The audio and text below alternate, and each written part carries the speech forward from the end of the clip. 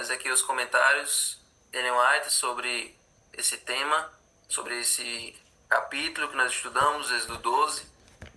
Diz o seguinte: esses comentários, amigos, vocês encontram no livro Patriarcas e Profetas, que é um comentário do Espírito de Profecias de Gênesis até 1 Samuel.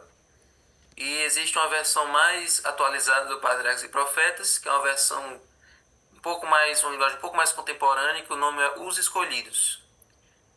E aí no capítulo da Páscoa diz assim: a Páscoa devia ser tanto comemorativa quanto simbólica, apontando não somente para a libertação do Egito, mas também para o maior livramento que no futuro Cristo realizaria, libertando seu povo do cativeiro e do pecado. Então Deus criou essa festa para que ela tivesse duas aplicações. Ali do Êxodo até Jesus era para comemorar a libertação do cativeiro do Egito. E de Jesus para frente, Jesus por toda a eternidade, nós vamos comemorar a libertação do cativeiro do pecado. O Cordeiro Sacrificial representa o Cordeiro de Deus, em quem se acha nossa única esperança de salvação. Então, nós vimos aí durante a semana que o Cordeiro tinha que ser um Cordeiro limpo de manchas, tinha que ser um Cordeiro sem defeitos, tinha que ser o melhor Cordeiro do rebanho, o mais tenro, o mais puro, porque isso teria que apontar para o próprio caráter de Jesus, um caráter perfeito, um caráter limpo, um Salvador que nunca pecou, embora ele tivesse passado pelas mesmas tentações que nós, passado pelos mesmos problemas, mesmas dificuldades, ele não pecou de modo nenhum. Então o Cordeiro teria que ser dessa maneira para ilustrar o caráter de Jesus. E lá em 1 Coríntios 5,7 o apóstolo escreveu: Cristo, nossa Páscoa, foi sacrificado por nós. Jesus é a nossa Páscoa. Então não bastava que o Cordeiro Pascal fosse morto. Veja bem, não bastava que ele fosse morto. O seu sangue devia ser aspergido nos batentes das portas, nos umbrais das portas. Assim também os méritos do sangue de Cristo devem ser aplicados no nosso coração. Então não basta Jesus morrer na cruz e a gente não aceitar. Entendeu? Não basta a gente dizer, crer que Jesus apenas morreu, mas a gente não aceitar que isso foi por mim e foi por você. Tem pessoas que, por incrível que pareça, se satisfaz com a ideia de que Jesus morreu, de que ele é um salvador. As pessoas no mundo aí, até em outras igrejas, acreditam que Jesus morreu, acreditam que Jesus deu a vida lá para nos salvar, mas não acreditam, mas não aceitam isso de maneira efetiva em sua vida. Pensam que isso foi um episódio isolado, mas não tomam uma decisão em prol disso. Agora que ele morreu por mim, eu vou fazer o que por ele? Eu vou aceitar esse sacrifício dele no meu lugar? Eu vou fazer a vontade dele agora para sempre? Tem pessoas que não tomam essas decisões. Olham isso apenas como um evento histórico, mas não como um evento pessoal, que muda agora a sua vida daqui para frente. O que é que o sacrifício de Jesus vai alterar na sua vida de hoje em diante? Então é isso que nós devemos pensar. O Cordeiro não devia apenas ser morto, mas o sangue dele devia ser passado nos umbrais da porta.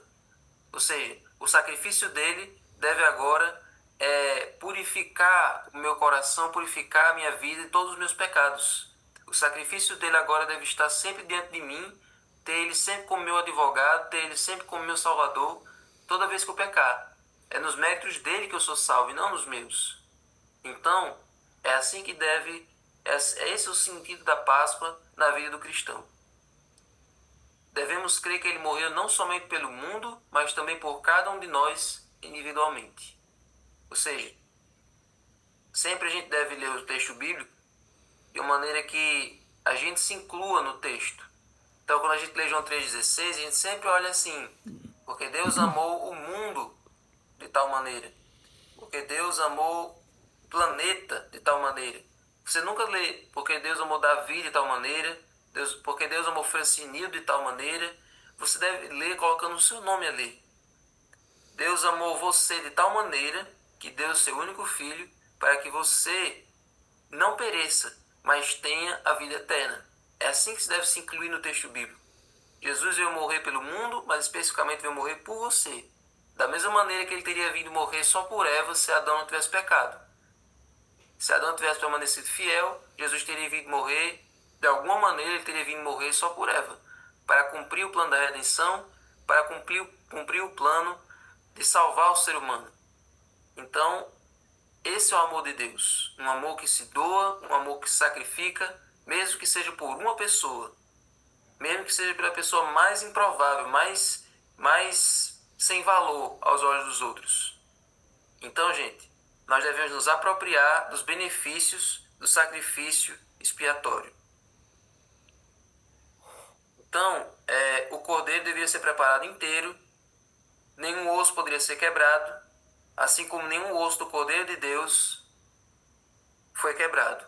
Você lê lá em João 19:36, você vê que quando eles foram quebrar os ossos de Jesus, Jesus já estava morto, e o que eles fizeram foi só ferir o lado dele com uma lança. E ali saiu sangue e água. Vocês lembram por que sai sangue e água? Porque Jesus disse no começo do livro: eu sou a água da vida. Então, ao sair o sangue e a água, isso deixou claro que ele era a água da vida. E esse lado marcado pela lança, quando João viu essa cena ao vivo ali, estava ao pé da cruz vendo isso, e quando ele já está bem velhinho, quase com 100 anos, Jesus aparece para ele lá em Pátimos, mostra a visão do trono de Deus, com os 24 anciãos, com os 4 seres viventes. Adivinha quem é que está lá no trono? O Cordeiro, que tem um lado marcado, que tem um lado ferido, porque foi aquele lado onde a lança perfurou. Então ali ele olha para o Cordeiro e ali ele relembra de Cristo na cruz. Olha como a Bíblia faz um paralelo interessante. Então Jesus é o Cordeiro que foi morto, que foi ferido aqui no lado.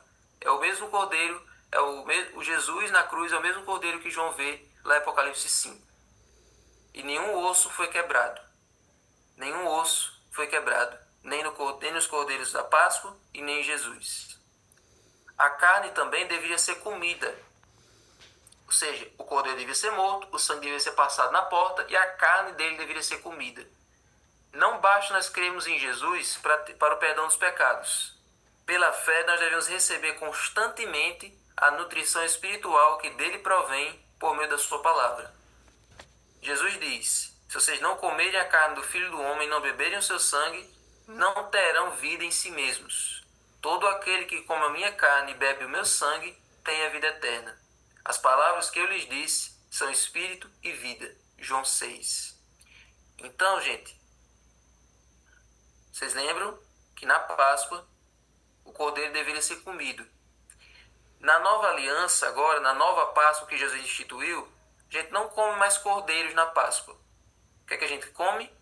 Quando a gente faz uma Santa Ceia, a gente come ali o pão e bebe o vinho. Quando a gente come o pão, não é que o pão se transforme no corpo de Cristo, como tem umas teorias na Igreja Católica, e o vinho se transforma literalmente no sangue. Não. Quando a gente come ali do pão, a gente imagina, a gente fica num estado assim de reverência, num estado solene, a gente se lembra do sacrifício de Jesus. Então ali ao comer do pão é o simbolismo do sacrifício de Jesus, do corpo de Jesus que foi entregue por nós. E da mesma forma com o vinho. Quando você bebe ali o suco de uva, você ali se relembra do sangue que foi derramado por você. Então, é dessa maneira que nós comemos do pão, bebemos do vinho, lembramos do corpo e lembramos do sangue de Cristo. E mais profundo ainda do que isso, se alimentar do corpo de Cristo, se alimentar de Cristo todo dia, do pão da vida, é fazer isso que nós estamos fazendo aqui agora. Todos os dias nós estamos comendo desse pão da vida, buscando mais de Jesus, buscando mais dele todas as manhãs. É assim que nós estamos comendo do pão da vida e nos alimentando de Cristo todo dia, certo? Então, é exatamente isso que nós devemos fazer. Os seguidores de Cristo devem receber a palavra de Deus em si mesmos para que ela se torne a força que lhes move a vida e as ações. Pelo poder de Cristo, devem ser transformados à sua imagem e à sua semelhança e refletir os atributos divinos. Amém? Então, gente, isso aqui são alguns comentários a mais que eu peguei lá do Patriarcas e Profetas. Então, a Páscoa ele tem todo esse simbolismo. Não apenas na Semana Santa que nós devemos fazer isso. Todos os dias nós estamos vivendo um desses aspectos da Páscoa, buscando a Deus, buscando esse pão vivo todos os dias. É somente Ele que nos preenche. É somente Ele que mata a nossa fome espiritual. Gente, até hoje, famílias judaicas celebram a Páscoa, que em hebraico se chama Pesach. Até hoje eles celebram a Páscoa. Só que a Páscoa deles ainda é lembrando do Êxodo. Eles não acreditam em Jesus como Salvador, então para eles ainda é lembrando do Egito. 3.000 anos depois ainda é lembrando do Egito. Elas realizam o que eles chamam de Seder de Pesach. Seder significa ordem ou sequência. E nesse caso refere-se ao jantar cerimonial. Nesse momento, eles recontam a história do Êxodo e depois desfrutam a refeição especial em família. Então essa é a cerimônia da Páscoa lá para os judeus. Agora é impressionante como essa celebração ela tem sido mantida literalmente desde a época do Êxodo.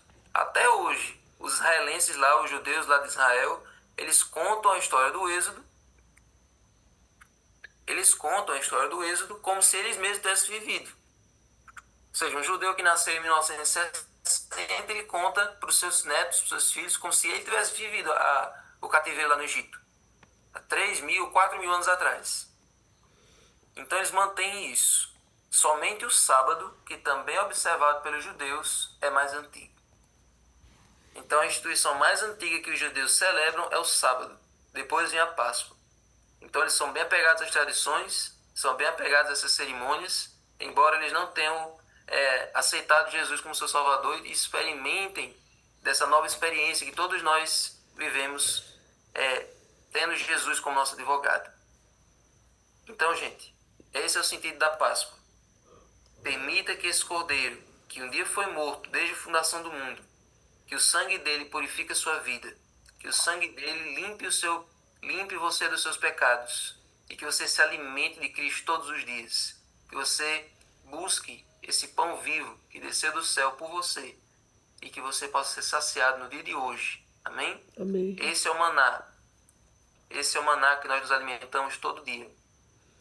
Nós lemos a Bíblia e nós também comemos do maná, que é a lição da escola sabatina. E se você ainda não fez a sua assinatura, faça enquanto ainda tem a promoção. Depois você vai poder continuar fazendo, mas nesse momento a prioridade é você fazer a sua assinatura para garantir o seu estudo diário no próximo ano. Esse ano, se você não fez a assinatura esse ano, você vai ter que comprar avulso, esse trimestre e o próximo. Mas faça a sua assinatura agora, para que no próximo ano chegue essa lição a cada 3 meses, para que você seja enriquecido com esse pão vivo da Palavra de Deus, junto com a lição da escola sabatina. Amém? Senhor Deus, agora, Senhor, vamos para o estudo do livro e pedimos, Senhor, que tudo isso que nós aprendemos durante essa semana possa estar no nosso coração, habitando nossa mente, nossa vida, e que amanhã, na hora do estudo compartilhado, cada um possa saber comentar, cada um possa saber interagir em cada uma das igrejas que estiver, e que esse final de semana possa ser um final de semana de bênção, de paz, de luz para cada um de nós. Em nome de Jesus. Amém.